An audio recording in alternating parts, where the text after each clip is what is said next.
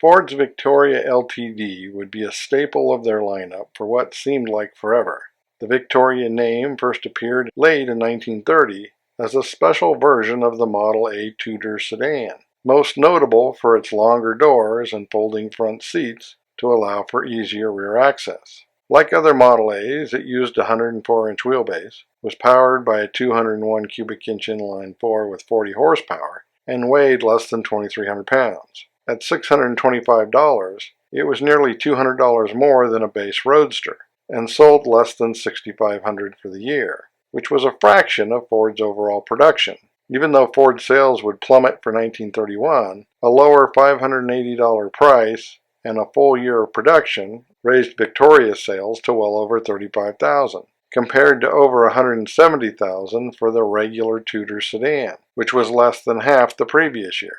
For 1932, the wheelbase increased to 107 inches, and the 221 cubic inch flathead V8 was optional, providing 65 horsepower, over the standard 4's 50 horsepower, but sales were back under 8,000.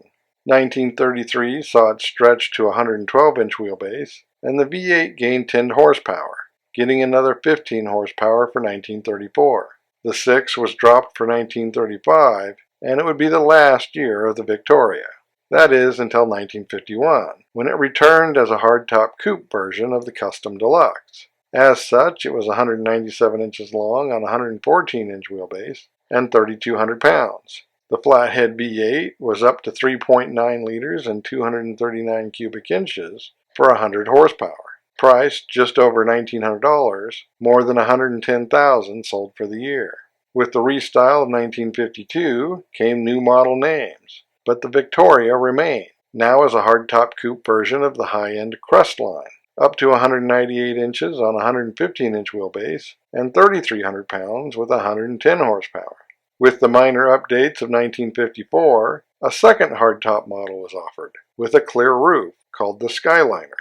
1955 saw many changes, including the Crest line being replaced by the Fairlane, which included a Victoria hardtop, and a stainless steel pillared version called the Crown Victoria, which was offered with the clear roof as an option. It got a new 4.5-liter 272 overhead valve V8 with 162 to 182 horsepower, and it can now be had with a 6, a 3.7-liter 223 with 120 horsepower.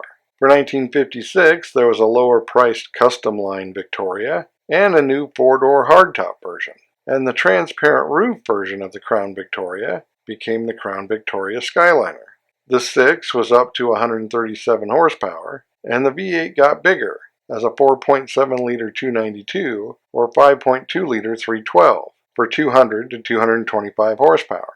With the restyle of 1957, it became the Fairlane Victoria Club Coupe and Fairlane Victoria Town Sedan, up to 208 inches long on a 118-inch wheelbase. The 6 was up to 144 horsepower, the 272, 206 to 212 horsepower, and the 312, 245 to 270 horsepower. In 1959, it became the Galaxy Victoria. The 312 was gone, but one could opt for a 225 horsepower 5.4-liter 332 or a 300 horsepower 5.8-liter 352. For 1960, it was only available as the 4-door, and the only 2-door hardtop was the Starliner. The 332 was also gone, replaced by a less powerful 235 horsepower version of the 352. But the 2-door returned in 1961, and on the Galaxy 500 XL Victoria, with a 375 horsepower 6.4-liter 390 being added to the options list. And in 1962, a 6.6-liter 406 with 385 to 405 horsepower, followed by a 7.5-liter 427 with 425 horsepower for 1963. The cars would be restyled for 1965, and the Galaxy Victoria was replaced by the more luxurious Galaxy 500 LTD, or Limited. The 6 was no longer available, and the new base engine was a 200 horsepower 4.7-liter 289 V8. At this point, they were 210 inches long on a 119-inch wheelbase. Prices started around $3,300, and sales were over $105,000. 1966 LTDs lost their Galaxy badging, and front disc brakes became an option, and the 427 was replaced by a supposedly less powerful 428, rated at only 345 horsepower. The interior was restyled for 1967 to meet new safety regulations, and the pillared four-door sedan was added to the LTD line. A version would also go into production in Brazil that year, powered by the older 292 V8. For 1968, the 289 was replaced by a 4.9-liter 302 with 210 horsepower. Updated styling included new hidden headlights, and you could add the LTD package to the Country Squire wagon. The cars were completely restyled for 1969. Most were 216 inches long on a 121-inch wheelbase, but the wagon was 3 inches longer. Engines were the 302, 390, and 429, with 220 to 360 horsepower. 1970 models got an LTD Brougham package with more standard features, including a padded vinyl top. In 1971, the LTD got a minor facelift. The base engine became a 240 horsepower 351 Windsor, and a convertible was added to the line. But that would only last through 1972, when it also saw revised bumpers, and of course a move to net horsepower, which meant ratings changed from 153 to 208, and the mid-range 390 was replaced by a 6.6-liter 400, rated at 172 horsepower. By this point, the LTD was consistently Ford's best-selling model, at nearly $475,000 for the year, while the Brazilian version got a more formal Landau model for 1971.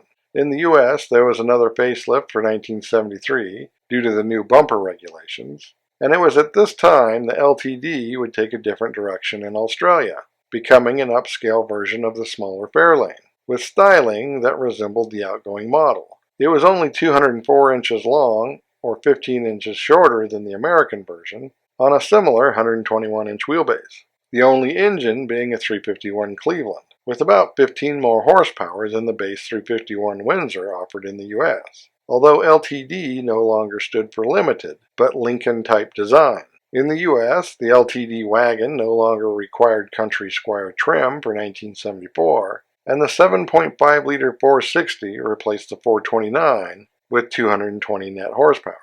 The full-size Fords would be restyled for 1975 with the discontinuation of the Galaxy, and a new top-of-the-line LTD Landau was introduced above the LTD Brougham. It featured hidden headlights and a Landau top. In 1976, the Australian version would be restyled to better fit its Lincoln-type design designation, and the Brazilian model switched to the lighter, more modern 302. In 1977, the American Gran Torino was restyled to become the LTD2. Coupes used a 114-inch wheelbase, and others a 118-inch wheelbase, with length ranging from 216 to 223. Engines included the 5-liter 302, 5.8-liter 351, and 6.6-liter 400, with 130 to 173 net horsepower. Ford downsized their full-size models for 1979, and all were now LTDs, including the base model, the Country Squire wagon, and the Landau. Length was down about 15 inches, and wheelbase 7, and weighed about 700 pounds. Engines were the 302 and 351 V8s, with 129 to 142 horsepower, and 223 to 289 pound-feet of torque. Sales would exceed 350,000 for the year, but would decline rapidly, to nearly half that. Australia would also see a new LTD that year, 198 inches long on a 116-inch wheelbase. Base engine was a 4.1-liter 250 straight six with 126 horsepower, and the optional 351 was rated at 200 horsepower net. For 1980, the top trim level Landau was renamed Crown Victoria, and there was a new base LTD-S aimed at fleet sales, and a 4-speed automatic became optional. 1981 would be the last year of the Brazilian version. The same time, the LTD2 was effectively replaced by the new Fox-bodied Granada. And in an effort to improve EPA ratings, a 4.2-liter 255 V8 with 120 horsepower was offered, but it only lasted 2 years. But the 4-speed automatic was now standard. At the same time, the 351 would be dropped from all but the police package, which would see the return of a 4-barrel for 165 horsepower. while the Australian versions would give up their V8s. The American cars would be renamed LTD Crown Victoria for 1983, as there was a new smaller LTD to replace the Granada, essentially a much better equipped version of the Fairlane with a major facelift. As such, it was 197 inches long on a 106-inch wheelbase and 3,000 to 3,100 pounds. Engines included a 90 horsepower 2.3-liter 4, a torquier 92 horsepower 3.3-liter straight 6, and an 112 horsepower 3.8-liter V6, soon to be joined by an upmarket LX package with a 5-liter V8 with 165 horsepower. It would outsell the bigger car for the first few years at over $210,000 for 1984, even though there was no two-door model. The Crown Victoria's 302 was up to 155 horsepower for the year, and to 150 to 160 horsepower for 1986. Then a luxury LX package was added to the Crown Victoria, putting it on par to its upmarket Mercury Grand Marquis twin. The same year, the smaller LTD would be replaced by the front-wheel drive Taurus. The LTD Crown Victoria would get updated for 1988, inside and out, and the two-door model would be dropped. The same year, the Australian LTD would be restyled, 206 inches long on a 115-inch wheelbase, and powered by a 186 horsepower 3.9-liter straight 6. The Crown Victoria got a revised interior for 1990 to allow for passive restraints. The Australian car saw the 5-liter V8 return for 1991, now with 221 horsepower, while the 4-liter 6 was up to 198 horsepower. It would also be the last year LTD was used on the American cars, and the last year of the wagon. The new Crown Victoria was essentially the same car, with much-needed updates, most obviously to the styling, which was controversial, and it moved to Ford's new 4.6-liter V8 with 190 to 210 horsepower. It also saw numerous upgrades to the chassis to improve performance, as well as four-wheel disc brakes. And there would also be a new touring package that added the heavier suspension from the police package. Australian versions got a facelift for 1995, by which point the 6 was up to 211 horsepower. And the following year, there would be a Crown version in special colors. 1998 saw a restyling of the Crown Victoria, which made it more conservative, and it shared more body panels with the Grand Marquis. Horsepower was up slightly to 200 to 215, and the touring package was renamed the Handling and Performance package, which would be joined by an LX Sport that added features to it such as premium wheels and audio.